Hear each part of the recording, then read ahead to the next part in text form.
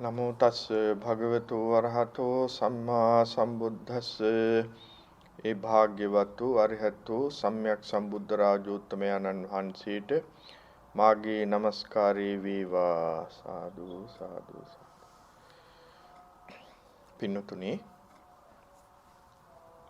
අපි පසුගිය දවසක සාකච්ඡා කරන්නට යෙදුනේ දෙමව්පියෝ සහ දරුවන් අතර තිබෙන්නට ඕනේ සහ සම්බන්ධතාවය පිළිබඳව බුදුරජාණන් වහන්සේ දේශනා කර වදාළ කාරණා කීපයක් ඉස්මතු කරගෙන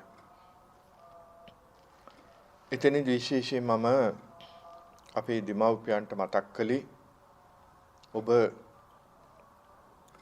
දරුවන් පිළිබඳව මොන විදිහේ ආකල්පයක් මොන විදිහේ බලාපොරොත්තු ඇති කරගෙන තිබෙනවාද ඒවා සාක්ෂාත් කර ගැනීම සඳහා ධර්මානුකූලව කොයි විදිහටද ඔබට කටයුතු කරන්නට පුළුවන් කියලා. විශේෂයෙන් මම මතක් කළේ මූලික කාරණා කීපයක් තියෙනවා. එකක් ඔබට මතකයි අපි අද දෙමව්පිය වශයෙන් දරුවන්ගේ අධ්‍යාපනය පිළිබඳව 100%ක්ම අවධානය යොමු කරගෙන කටයුතු සිද්ධ කරනවා. ඒකට අවශ්‍ය කරන පසුබිම් සකස් කරනවා.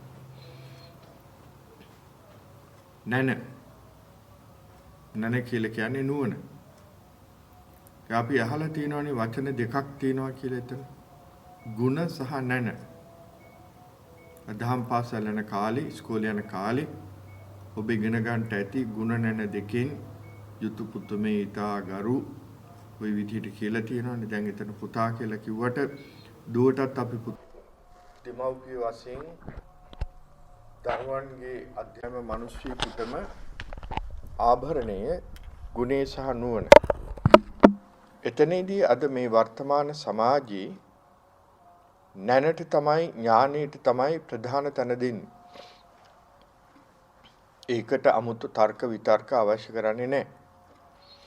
ඊළඟට කල්පනා කරලා බලන්න අද මේ නවීන ලෝකයේ තාක්ෂණය සහ විද්‍යාව අතින් දියුණු වෙලා තියෙනවා. ඒ දියුණුව සමගම මිනිස්යාගේ ඥාන සම්පත්තිය නැන දියුණු වෙලා තියෙනවා. ඒකට හේතුව මුළු ලෝකෙම දැනුම් සම්භාරයේ අද පුංචි උපකරණයකට ගොනු කරලා ඒක අපේ අතේ මිටමලෝගෙන සාක්කුවේ පර්ස් එකේ බෑග් එකේ අපිට දාගෙන යන්නට පුළුවන් තත්ත්වයක් තිබෙනවා. ඒ කියන්නේ මහා විශාල පුස්තකාල පොත් දහස් ගණන් තියෙන මේ චූටි දෙයකට ඇතුළත් කරලා තියෙනවා. ඒ තරම් නැන සම්භාරයක් මේ නූතන විද්‍යාව දියුණු කරලා අපට ලබා දීලා තියෙනවා. ඒකට සමගාමීව බලන්න ගුණයත් අපි දියුණු කරගන්නට පුළුවන්කමක් තිබෙනවා නම් මොකද්ද මේකේ තියෙන වටිනාකම කියලා පොඩ්ඩක් හිතන්න. ඥානය අපට අවශ්‍යයි. හැබැයි ගුණේ නැති තැන ඒ මිනිස්යාගේ කිසිම මනුෂ්‍යකමක් කිසිම වටිනකමක් දකින්න පුළුවන් කමක් නැහැ. හේතුව ගුණේ එන්නේ පොත ආශ්‍රයෙන් නෙවෙයි. ගුණේ කියන දේ ඉස්මතු වෙන්නේ අපි ඉගෙන ගන්නේ තමන් අදහන ආගම ධම තුලින්. කුමන හෝ ආගමක් මිනිස්සුෙකුට තියෙන්න ඕනේ. ඒ ආගමෙන් අපේ ජීවිත බද්ධ වෙලා තියෙනවා. මේක තේරුම් ගන්නට බැරි වෙලා තියෙනවා මිනිස්යන්ට බොහෝ දිනකට. හැබැයි අපි එහෙම ඥානයට මුල් තැන දීලා කටයුතු කළාට මේ ලෝකේ සමහර බුද්ධිමතුන් ඒ තමන්ගේ ඥාන සම්භාරයට එහා ගිය ගුණය ආධ්‍යාත්මික වශයෙන් වර්ධනය කරගන්නට උත්සාහ කරනවා. මේකට හේතුව ඇත්ත දකින්න. මොකද්ද හේතුව? අපි බලන්ට දරුවෙකුට ඥානෙ දෙන්න උත්සාහ කරන්නේ මොකටද කියලා. පුංචි කාලේ අපි දරුවන්ට දෙමව්පියෝ උගන්වනවා පුතේ හොඳට ඉගෙන ගන්න. ප්‍රශ්නයක් තියෙනවා දරුවට මොකටද? එතකොට දෙමව්පියන්ගෙන් ලැබෙන උත්තරය හොඳ රැකියාව. මොකටද? ඒකටත් උත්තරයක් තියෙනවා. එතකොට හොඳට මේ සමාජයේ ජීවත් වෙන්න පුළුවන්. ඒක තමයි මුඛ්‍ය පරමාර්ථය. අධ්‍යාපනයේ රැකියාව ඊළඟට හොඳට ජීවත් වෙන එක. දැන් මේ හොඳයි කියලා කියන කතන්දරයේ අපි විග්‍රහ කරගන්න ඕනේ. එක එක ඇත්තෝ හොඳ කියන දේ නොයිකුත් විදිහට විග්‍රහ කරනවා. ඒ එක එක්කෙනාගේ චින්තන ධාරාව අනුව. තව කෙනෙකුට හොඳ දේ තව කෙනෙකුට නරක වෙන්න පුළුවන්. One's food is one's poison කියලා තියෙනවනේ. ඒ වගේ තමයි. කෙනෙකුට ආහාර, කෙනෙකුට රස, කෙනෙකුට වස.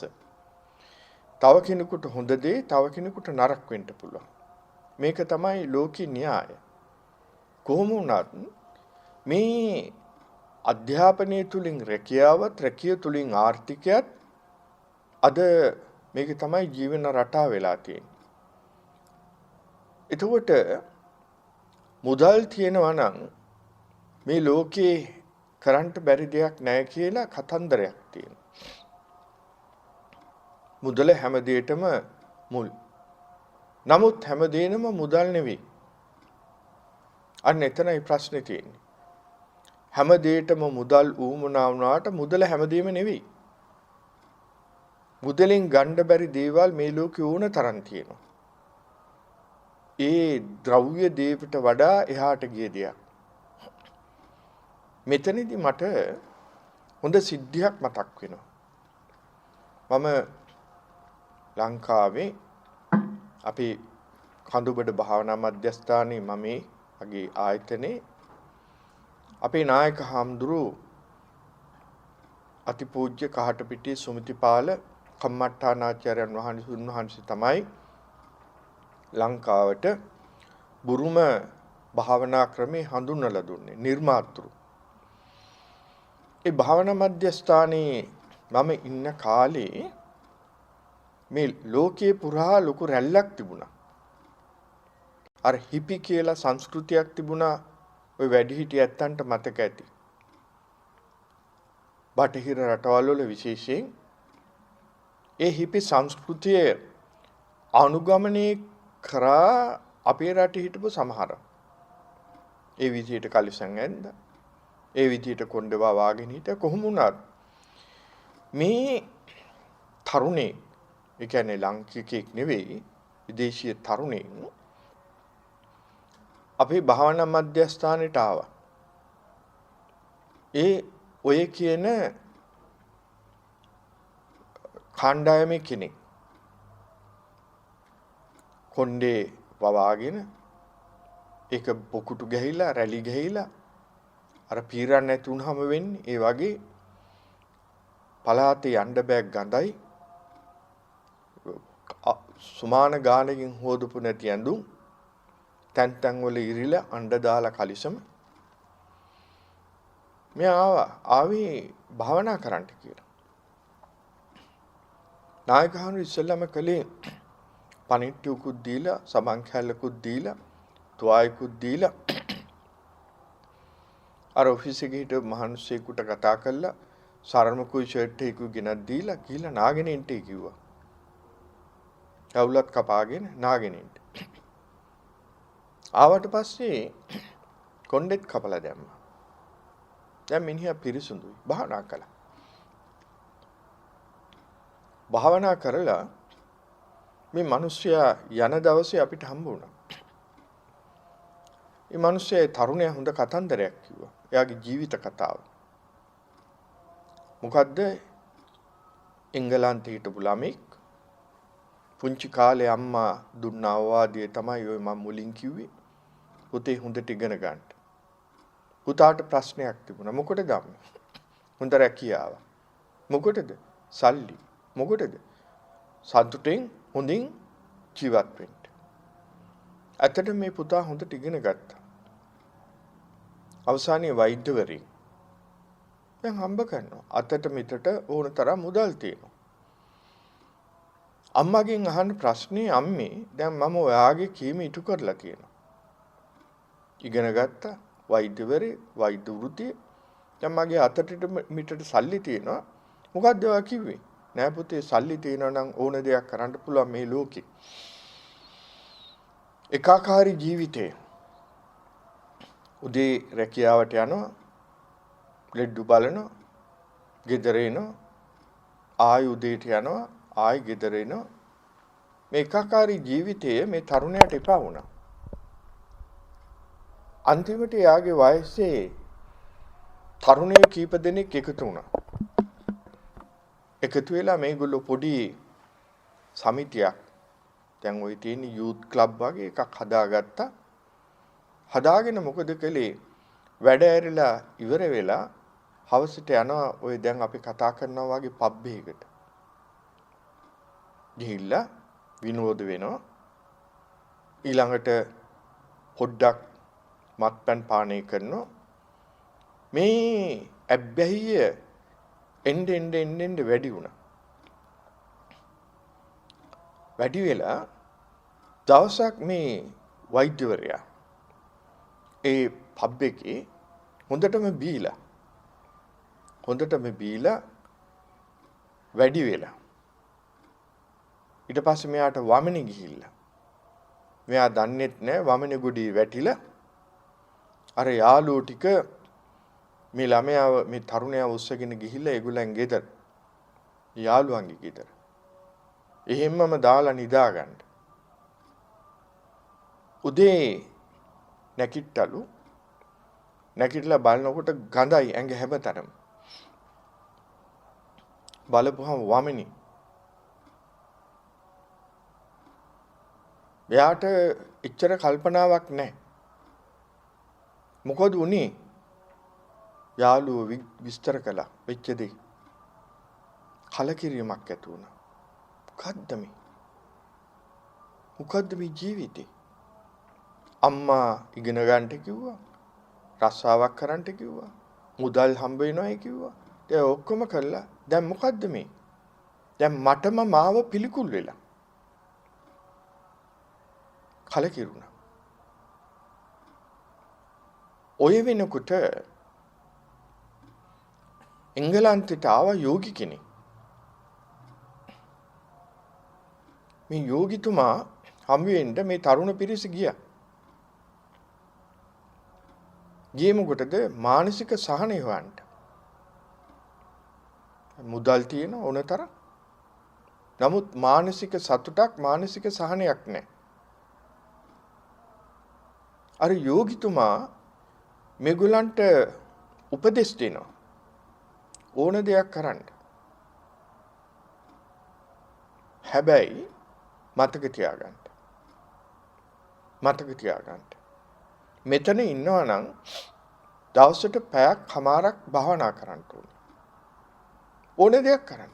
කණ්ඩ, බොණ්ඩ, නටන්න, සින්දු කියන්න, විනෝද වෙන්න, හැබැයි භාවනා කරන්න.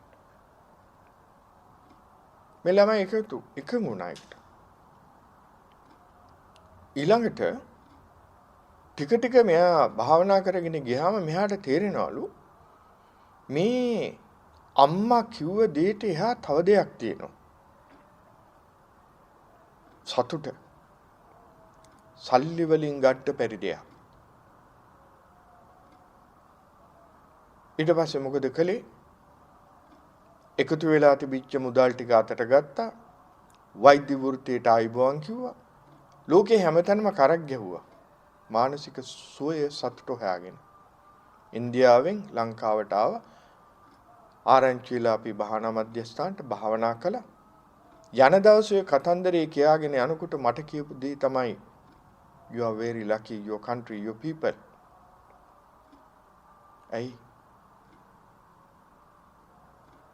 You have something called Buddhism. වලට යමක් තියෙනවා බුද්ධාගම කියලා. ඇයි උඹලගේ රටේ මිනිස්සුන්ට මේකේ වටිනකම තේරෙන්නේ නැත්තේ? මගෙන් අහපු ප්‍රශ්නේ. අදත් ඕකට පිළිතුරු හොයනවා අපට වැරදුනේ කොතනද කියලා. හුඟක් පැතිකඩ තියෙන අපට වැරදිච්ච. තනියෙන් පිළිතුරු හොයන්න බෑ.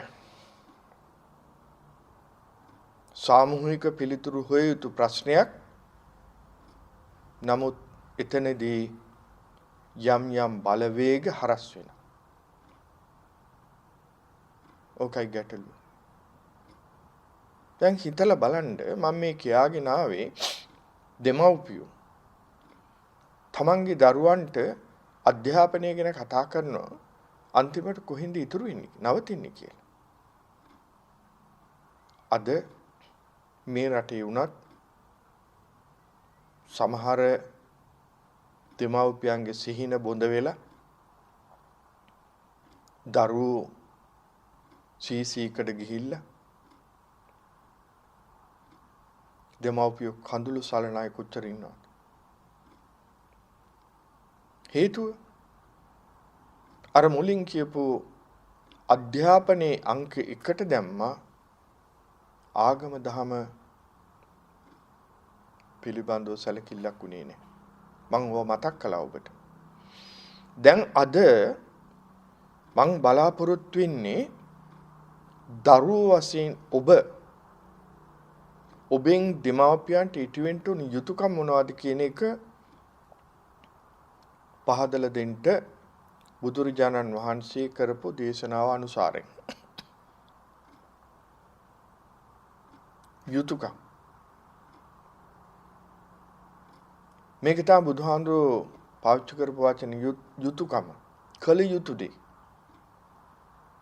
අද යුතුයකම් ටික පැත්තක තියලා ඉල්ලීම් ඉදිරිපත් වෙන යුගයක්. අද ලෝකෙ ඉල්ලීමට කලින් යුතුයකම ඉටු කරන්න. එතකොට ඉල්ලීම් ලැබෙයි. දැන් අපි හැරමු. දරුවන් වශයෙන් ඔබෙන් ඉටුවෙන්න උන යුතුයකම් මොනවද දෙමව්පියන්ට? පළවෙනි එක බතෝ නේසං භරිස්සති. ඒ කියන්නේ අම්මා තාත්තට සැලකීම.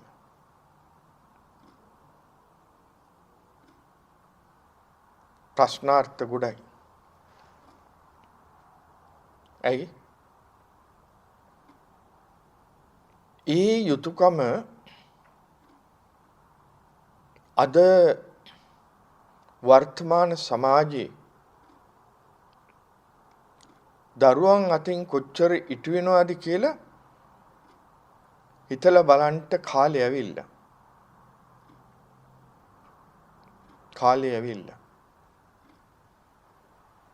ඇයි එහෙම කියන්නේ කියන එක ප්‍රවෘත්ති පත්‍ර ආරංචි මාර්ග ඔබේ දැසට දකින දේවල් වලින් බොහොම පැහැදිලි. අම්මා තාත්තා නිදි වරාගෙන බඩට හරියට ආහාර නැතුව ඇඟට හරියට ඇඳුමක් පැළඳුමක් නැතුව පායට හරියමං සෙරප්පු දෙකක් පාවහන් නැතුව අනන්ත දුක් විඳිනවා ඔබව පෝෂණය කරන්න.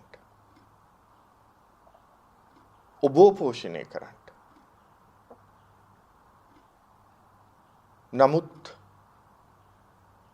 ඔබ පිළිබඳව හිතන්න ඕනේ. අද වර්තමාන සමාජයේ දරුවෝ සමහර දරුවෝ තමන්ගේ ආදරණීය මෑණියන් වහන්සේත් දූෂණය කරන්නට පෙළඹිච්ච හැටි පුවත්පත් වලින් අපි දකිනවා. පුතාලා මනුෂ්‍ය සමාජي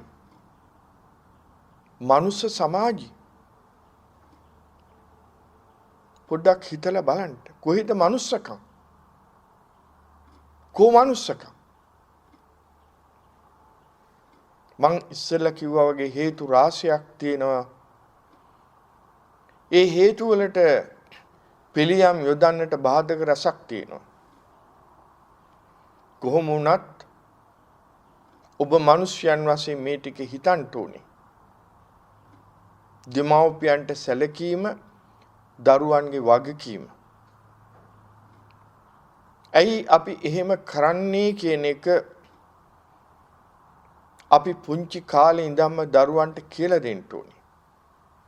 දෙමව්පියන්ගේ වටිනකම. එහෙම නොකියලා ඒ වගකීමේ නිදහස් වෙන්න අපිට බෑ. පතිරූපේ කියලා දෙයක් තියෙනවා. පතිරූප දේශ.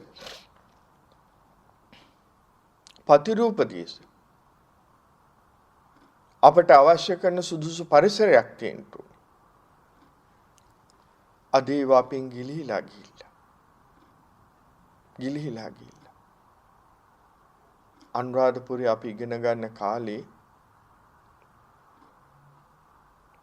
අද ඊයේ නෙවෙයි 75 80 කාලේ මං අනුරාධපුරේ බුද්ධ ශ්‍රාවක ධර්ම ඉගෙන ගත්තේ. හිතලා බලන්න අවුරුදු කීයක් පිටහටද කියලා.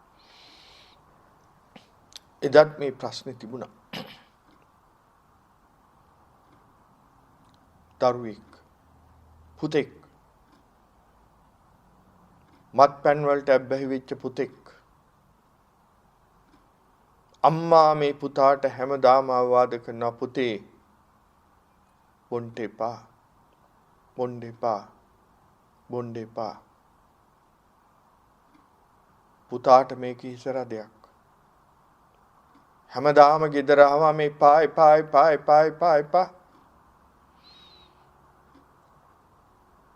පුතා මේකට පිළියමක් කිව්වා. එදත් බීගෙන ගෙදර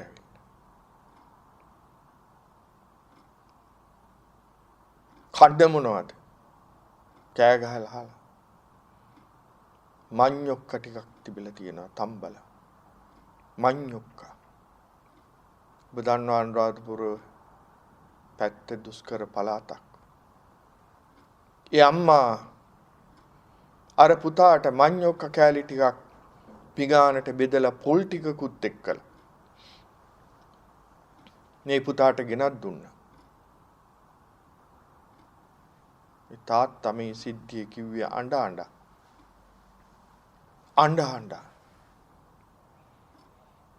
අර මඤ්ඤොක්ක පිඟාන අතට අරගත්ත පුතා පරුෂ වචනෙන් ඊටමත් අශික්ෂිත වචනෙන් අර ආදරණීය මෑණියන්ට බැනවැදිලා මඤ්ඤොක්ක පිඟාන විසිකලා දාලා එදත් අම්මා කිව්වේ අනේ පුතේ ඔබ බීමතෙන් ඉන්නේ. ඔබ මීමතෙන්. මේක නවත්තපන් පුතේ. එදත් අම්මගේ කන්දොස් කිරියාව අර පුතාගේ වචනේ කන්දොස් කිරියාව හිතාගෙන ආවේ එදා යම් තීරණයක් විසිකල්ලා දාපු මඤ්ඤොක්ක පිඟානත් එක්ක ඇතිවෙච්ච ආවේගේ අම්මා ඉස්සරහා පිටට පැනලා ඉනී හංගගෙන තිබිච්ච පිහියෙන් අර අම්මට ඇනගෙන ගියා.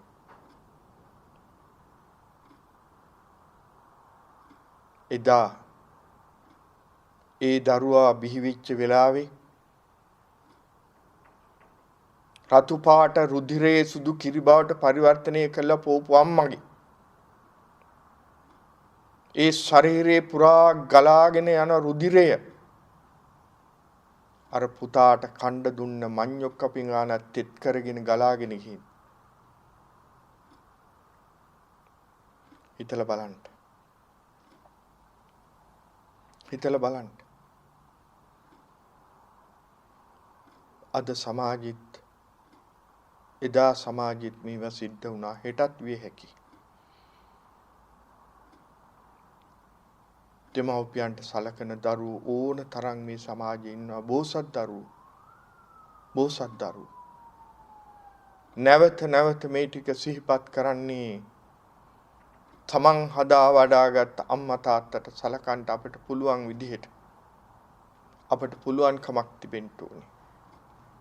අපිට පුළුවන් කමක් තිබෙන්න ඕනේ. ඒ වුණාට සමහර දරුවන්ට වයසට යන අම්මා බරක්. වයසට ගිය පියා බරක්. ඒ නිසා පොඩ්ඩ කෙනෙහිලිකම් සිද්ධ නොවෙනව නෙමේ සිද්ධ වෙනවා. ඔය සමහර වැඩිහිටි නිවාසවල ඉන්න මව්වරු එක්ක කතා කරලා බලන්න. පියවරු එක්ක කතා කරලා බලන්න. ඔක්කොම දරු මල්ලෝ නැති අය නෙවෙයි. අත්පාවල කරගට එනකන් දුක් විඳලා දරුවන්ගේ කරදර දුෂ්කරන්ට හදපු අම්මලා. පියවරු අද වැඩිහිටි නිවාසවල තනි වෙලා. දරුවෝ සලකන්නේ නැහැ. දරුවන්ට දෙන්න බරක් වෙලා. සමහරු දරුවෝ ගිහිල්ලා තමන්ගේ දෙමව්පියෝ නන්නාඳුනන පළාත් වලට අතහැරලා එනවා. පන්සල් වල බණ වඩුවල දාලා එනවා. අපි දුටුවා ඒවා ප්‍රවෘත්ති පත්‍රවල. බුදුරජාණන් වහන්සේ දේශනා කරන්නේ මොකද්ද? බතෝ නේසං බරිස්සති. අම්මා තාත්තට සලකන්න. අම්මා තාත්තට සලකන්න. එකම දරුවෙක් හිටපු පවුලක්. ඒ දරුවා මහණ වුණා බුද්ධ කාලේ. හැබැයි පුතා නිතර දෙමව්පිය ගැන හොයනවා. කාලයක් යනකොට මේ හාමුදුරන්ට ආරංචි උනේ වයෝවෘද්ධ අම්මා තාත්තා දුර්වල අම්මා තාත්තට සලකන්න කෙනෙක් නැහැ. සලකන්න කෙනෙක් නැහැ. ඇත්ත. පවුලේ හිටපු එකම දරුවා මහාන වෙලා. දරන්ට බෑ හාමුදුරන්ට. අනිත් හාමුදුරුවොත් එක්ක සාකච්ඡා කරනවා. ගෙදර යන්න. බුදුහාමුදුර ළඟට එක්කන් ගියා. බුදුරජාණන් වහන්සේ කුමද්ද කිව්වේ? දරුව සිවුරු අරින්න එපා. සිවුරු අරින්න එපා. ඒ දෙමාපියන්ට සලකන්න ඔබට පුළුවන්. ඔබ අතේ කුඹුර තියෙනවා. පාත්තරේ. පින්ඩපාත යන්න. ඒ ලැබෙන දේ ගෙනල්ලා අම්මා තාත්තට දෙන්න පව් නැහැ. ඔබට ලැබෙන දේ අම්මා තාත්තට දෙන්න පව් නැහැ. ඒ අම්මා තාත්තට උපස්ථාන කරන්න පව් නැහැ. ඒ බුදුරජාණන් වහන්සේ අපට දුන්නා වාදේ. අපි බුද්ධ ශ්‍රාවකයෝ. අපි බුද්ධ ශ්‍රාවකයෝ. හිතලා බලන්න. අපි කොතනද ඉන්නේ? අපි කොතනද ඉන්නේ?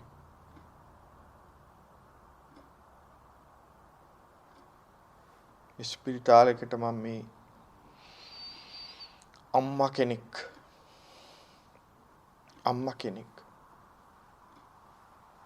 අසාධ්‍ය වෙලා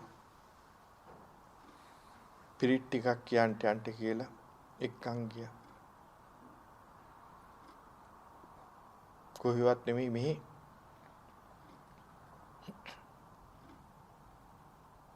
වෛද්‍යවරු වට වෙලා හිටියේ ඇඳ වටේ.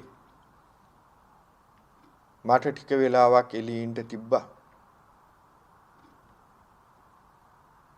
තරු මල්ලෝ යයි කියා ගන්නා එළී හිටියා. මට ඇහෙනවා කතා කරන දේ මොනවද කියලා. මට ඇහුණා. ඒ කතා කරපු දේවල් අර අසාධ්‍ය ඉන්න මෑණියන්ට ඇහුණා නම්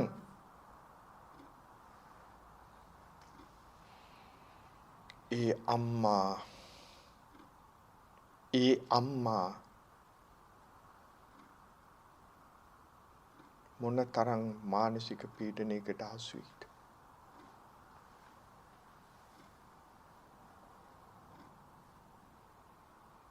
ඒකයි කතන්දරේ.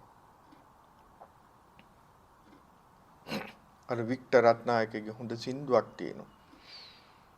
ජීවත් වෙනදා දැක ගන්නවටවත් ඇවිත් නොගියේ දරුවෝ දෙමව්පියන්ගේ මරණේ දවසේ ඇවිල්ලා රන්මසු වැක්කිරුවෝ 7 දවසේ දානෙටවත් ආපු නැති දරුවෝ සුසාන භූමිය ඉවර වෙලා ගෙදර ඇවිල්ලා සම්පත් බෙදා ගන්නට වෙරදරුවෝ බොහෝ ඇත්තෝ කයි තිත් ඇත්ත. කෝ මනුස්සකම අධ්‍යාපනය මුල් වුණා, දහම පැත්තකට ගියා, වටිනකමක් දැක්කේ නැහැ.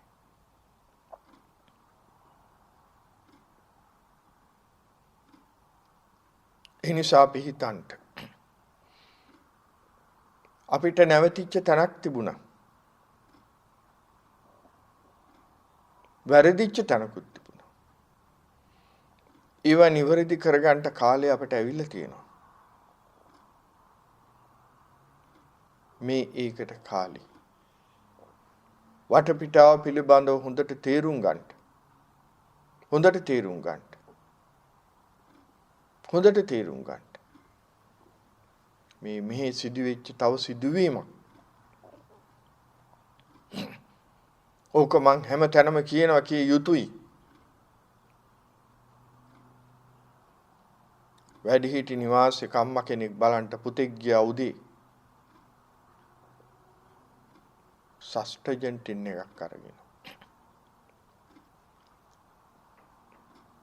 කවුන්ට්‍රේ හිටියේ අපේ කෙනෙක්. කවුන්ට්‍රේ ළඟට ගිහිල්ලා අර සස්ටජන් ටින් එක දීලා give this to so and so නම කිව්වා. කවුන්ට්‍රේ හිටපු තැනැත්තිය ප්‍රශ්න කළා කවුද ඒ වාගේ? මේ මහන්තත්ත පුත්‍ර රත්නිය උත්තර දුන්නා she is my mom.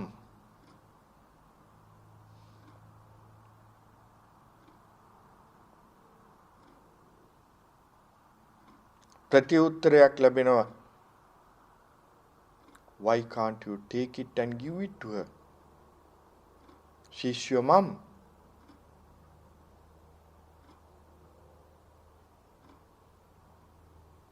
පුතා ටික වෙලාවක් අරයාගේ මූණ දිහා බලලා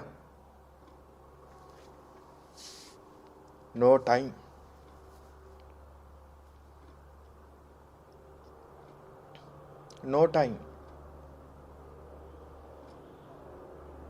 පුතා ගියා.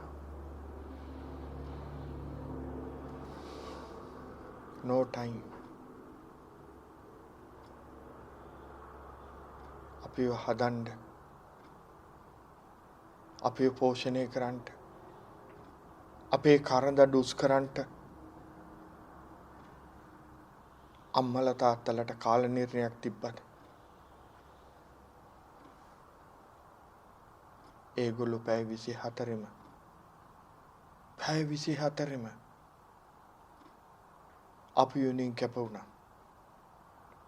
අපි වෙනුවෙන් කැප වුණා. අර ටින් එක අරගෙන මේ මිනිස්සයා ගිහිල්ලා අම්මට දුන්නා. කවුද මේක දුන්නේ? Your son. Where is he? He went.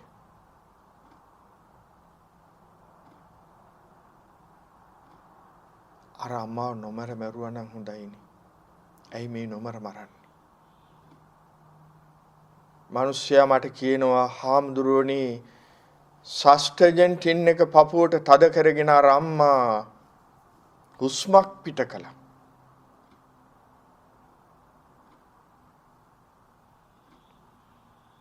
ඒ අම්මට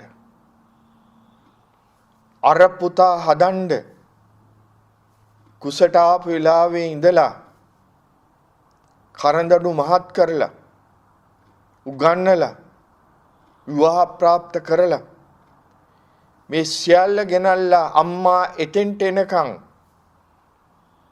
ඒ පුතා වෙනුවෙන් කරපු සියල්ල අම්මට මැවි මැවි පීන්ට ඇති.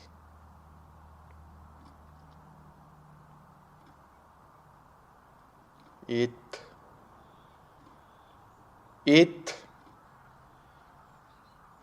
අම්මලා දොස් කියන්නේ නැහැ දරුවන්ට. දොස් කියන්නේ නැහැ.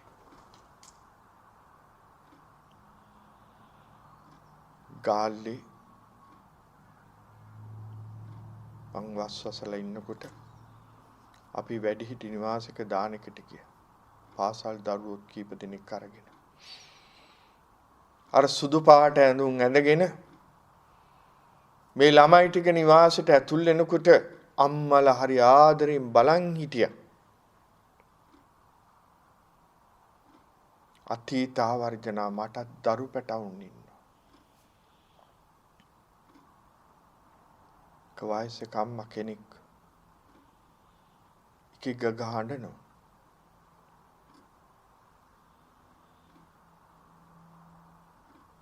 කාරණා විමසලා බලපුවා මේ අම්මා කිව්වේ හාමුදුරුවනේ මට වාවන්නේ නැති වුණා. ඇයි අම්මේ මේ දරු පැටවුන් දකින්නකොට මටත් හිටිය හාමුදුරුවනේ මේ වගේ දරු පැටවුන් ටිකක්. දරුවෝ පොඩි කාලේ උන්ගේ තාත්තා මිය හැදුනා.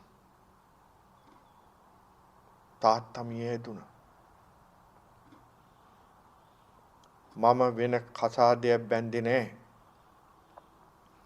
මේ බලන්න මගේ අත් දෙක. අත අරගෙන අත ගන්නවා. මේවා ගල් ගෙඩි වගේ කරගැට. මේ කරගැට. කකුල් ගෙවෙනකන් කරගැට එනකන් කුලී වැඩ කරලා මම මගේ දරු පැටවුන්ට ඉගැන්නුවා හාමුදුරුවනේ. හැමතිස්සෙම මට මතක් වෙන්නේ තාත්තා නැති දරු පැටවුන් උන්ට අඩුවක් පාඩුවක් තියන්න හොඳ නෑ. බඩට කන්න නැතුව මම දරුවන්ට ඉගැන්නුවා. හොඳ රස්සාවල් කරනවා හාමුදුරුවනේ. කසාදත් බැන්දා. ටික දවසක් යනකොට මට මගේ ලේලි පොඩ්ඩ කෙනෙහිලිකම් කරන්න පටන් ගත්ත අපේ හාමුදුරුවනේ. ඒත් මං ඉවසගෙන හිටියා. එnde කෙනෙහිලිකම් වැඩි වෙනකොට මං කල්පනා කරුවා මොකටද මං මෙතන ඉන්නේ දරුවන්ට බරක්. කෙස්ස පැහිච්ච මාව ඇට කැටි පෑදිලා තියෙන මාව මගේ දරුවන්ට නොගැලපෙනවා ඇති. සමහර දවස් වලට දරුවන්ගේ යාළුවෝ ගෙදර එනවා. මාව පිටී පස්සේ පැත්තේ කුස්සියේ කාමරයට දාලා වහනවා හාමුදුරුවනේ. මට ඉන්න තහනම් එළියට. මේ කබල් මැහැල්ල මොකටද අර දරුවන්ගේ යාළුවෝ ඉස්සරහා පිටට කියලා හිතන්ට ඇති. මට ඉවසන්ට බැරි වුණා.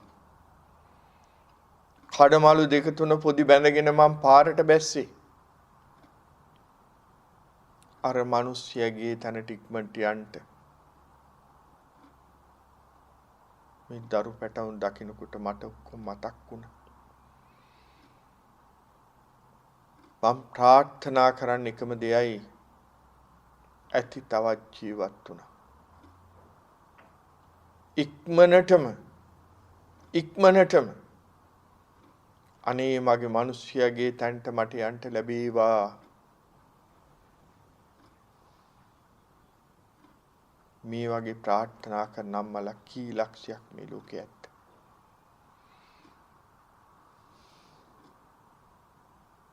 මේක තමයි තත්ත්වය.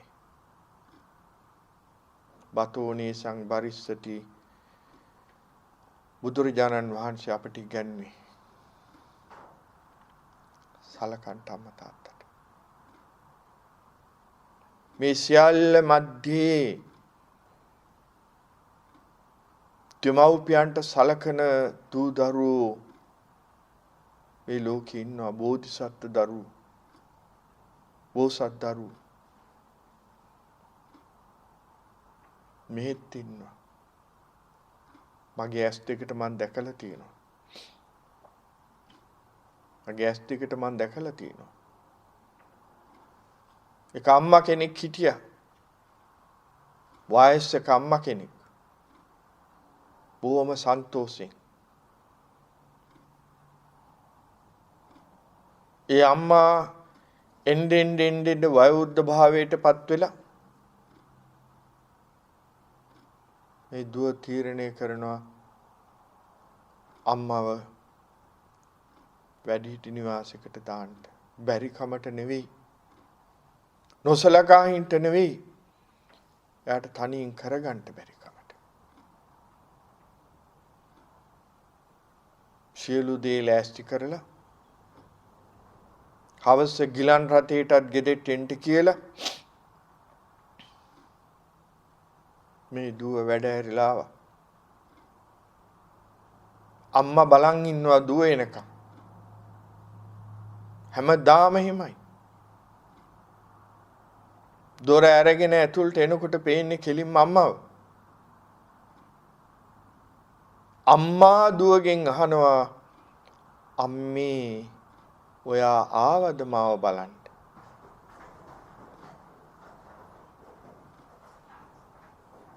අර දුව අම්මේ ඔයා ආවද කියන මේ වචනේ ඇහිච්ච ගමම්ම එයාට මතක් වුණේ තව පොඩ්ඩකින් ගිලන් රථේ මේ අම්මව මම මෙතනින් අයින් කරන්න. ඇයි මම එහෙම කරන්නේ? අන්තිම මොහොත දක්වාම ඒ අම්මට සැලකුවා යුතුය. මේවා හොඳ ආදර්ශ සමාජයට. මං ඒකයි මුලින් කිව්වේ එවන් බෝසත් දරුවොත් මේ සමාජය තුල ජීවත් වෙන්න. ඒවා ලැබුණේ කොහින්වත් නෙමෙයි. අපේ ආගම ධර්ම තුලින්. එනිසා මං ඊතා කාරුණිකව අපේ දරුවන්ගෙන් ඉල්ලා සිටිනවා. කවර කවදාවත්ම දෙමව්පියන්ගේ ඇස්වලට කඳුළු එන විදියට කටයුතු කරන්න එපා. ඒක මහා අපරාධයක්. තමන්ට පුළුවන් විදිහට තමන්ගේ දෙමව්පියන්ට සලකන්න, ආදරෙන් බලා ගන්න.